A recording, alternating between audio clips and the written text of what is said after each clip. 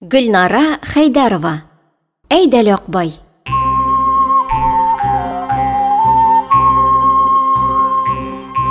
Казан артында Кырлай дигән бик матур авыл бар.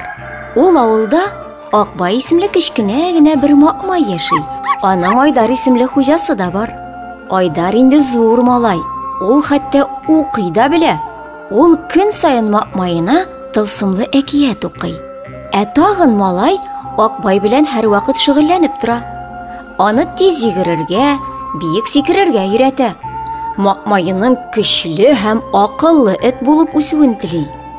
Акбайның гына бер дә шөгыльләнәсе килми шул. Күбәләк куып көннәр буе уйнап йөрер иде ул.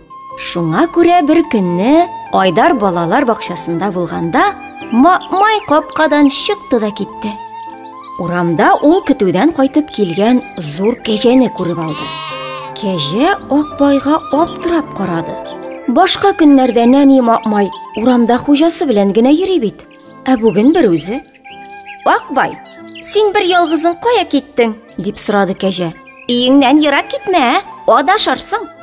Ләкин макмай аны тыңламады да. Ул маҗаралар эзләп юлга чыкты бит. Акбай авыл янындагы инеш ягына китеп югалды. Күз ачып йомганчы, ул куе камышлар әйләндереп алган зәңгәр сулы инешкә барып җитте. Кинәт ул басмада утырган сәер бер хатынны күреп алды. Хатын озын яшел чәчләрен туздырып куйган, үзе бер туктаусыз елый иде. Акбай аның Айдар укыган әкияттәге су анасы булуын аңлап алды. Макмай әкрен генә басма янына атлады. Син нишләп елыйсың? Дип сорады ул.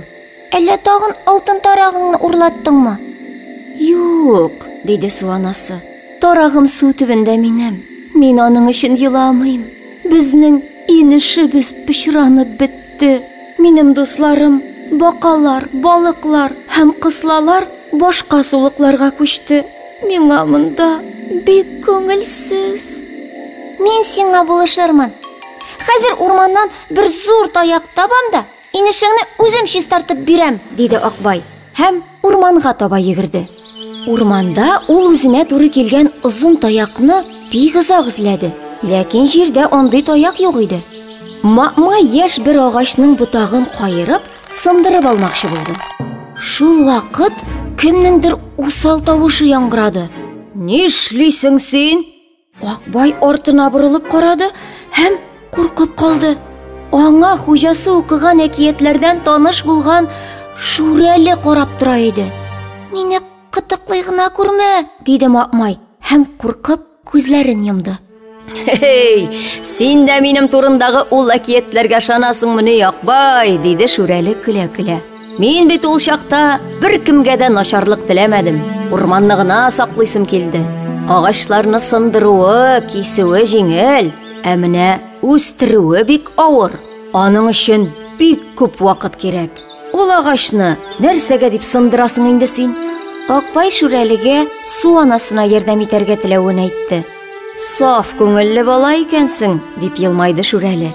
Борчылма, су анасына мин үзем булышырмын. Син шуны исеңдә тот, дустым.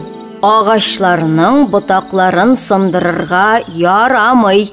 Ярар, диде Акбай һәм юлын дәвам итте. Бара торгач, Акбай Ташбака белән Куянны очратты. Алар йөгерүдә ярышырга җыеналар иде. Акбай алардан кычкыра-кычкыра көләргә тотынды. Куян белән Ташбака ярышамыни инде? Кайсыгызның тизрәк булуы былай да билгеле бит. Менә мин дә шулай уйлаган идем, диде Куян. Ташбакадан көлеп, үзем көлкегә калдым. Ташбака һәм Куян белән саубулашып китеп барды Акбай. Кинәт ул үзенең бик тә арыганлыгын сизеп алды. Тамагы да ачкан иде аның. Кояш байыганчы өйгә кайтырга кирәк. Тик юлны ничек табарга, дип уйлады Акбай һәм елап җибәрде. Менә ул чәчәктән чәчәккә кунып уйнаган матур бер күбәләкне күреп алды. Күбәләк елап утырган Макмайның борынына кунды һәм Акбай, нәрсә булды? Ник елыйсың? Дип сорады. Мин адаштым, диде Макмай. Хуҗама әйтмичә өйдән чыгып киткән идем. Ул минем кайда икәнемне белми. Мин шундый арыдым, ашыйсым да килә. өйемә кайтып җитсәм, мин хуҗамны тыңлар идем. Айдар мине ярата бит, дип өстәде ул, тәпие белән күз яшьләрен сөртеп. Борчылма, дустым, диде аңа күбәләк. Мин сиңа өйгә кайту юлын күрсәтермен. Әйдә, киттек.